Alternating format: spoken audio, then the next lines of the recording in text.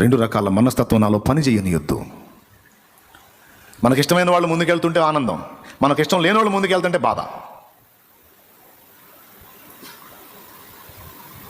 నటన వద్దు వద్దు వద్దు. న్యాయ ప్రవర్తన, అందరి ఎడల ఏకాభిప్రాయం. దేవుడు ఎలాగ మన అందరినీ గమనిస్తాడో ఆ దేవుడు లాంటి మనసును మనం సాధన చేయాలండి.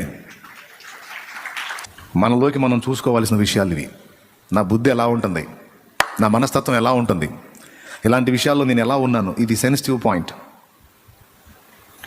బయటికి లోబడినట్టుగానే ఉండి ఆంతర్యములో వ్యతిరేకంగా ఉండటం. ఎలీషా దగ్గరే ఉన్నాడు గెహజీ, ముసుగులో వ్యవహారం చేసి వచ్చి ఏం ఎరగినట్టుగా మెలకుండా కూర్చున్నాడు. వచ్చి, నాన్న గెహజీ ఎక్కడికి వెళ్ళావు అడిగినప్పుడన్నా చెప్పాలిగా, ఇదే డిఫరెంట్గా అడిగాడని. నేను ఎక్కడికి పోలేదు, ఇక్కడే ఉన్నా గురువుగారు. అవునా? వెండి బంగారంలో నాశించి ఆ నయమాన్ రథం వెంట నువ్వు పరిగెత్తుతుంటే నీ వెంట నా మనసు రాలేదా? ఏం ఆశించి వచ్చావు నా దగ్గరికి? ఏం ఆశించి పరిగెత్తావు? ఆరంభ తీర్మానం ఏంటి? ఇప్పుడు నువ్వు పోతుంది ఏంటి? స్టార్టింగ్ పొజిషన్ ఏంటి? ఇప్పుడు పొజిషన్ ఏంటి? కార్య ఆరంభం కాదు నాయన, కార్య అంతము మేలు. హల్లెలూయా. కొంతమంది మనసుల్ని గమనిస్తాను. ఓరే నాయన ఎంత తీయగా అంటే సామెత చెప్పినట్టుగా ఉంటుంది కదా, హత్తుకొని ఇక నీ ప్రాణానికి నా ప్రాణం వదలనే వదలను. కొద్దిగా ఫరక్ పడిందంటే కట్ ఆఫ్. స్టార్టింగ్లో ఉన్నవన్నీ మధ్యలో మాయం. నువ్వు ఏమని వచ్చావు, ఏం చేస్తున్నావు?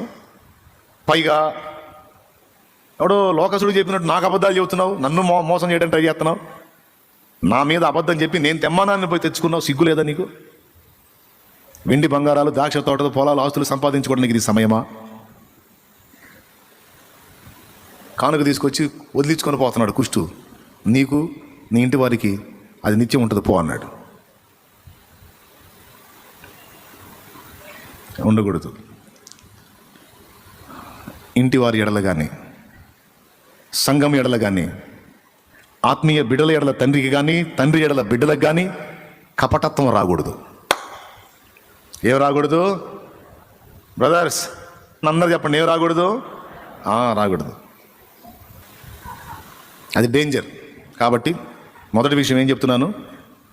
ఖచ్చితంగా ఉండాల్సిన సంగతి ఒకటి చెప్తున్నాను. Number 1, right. ఖచ్చితంగా ఉండకూడనిది కపటపు నడత.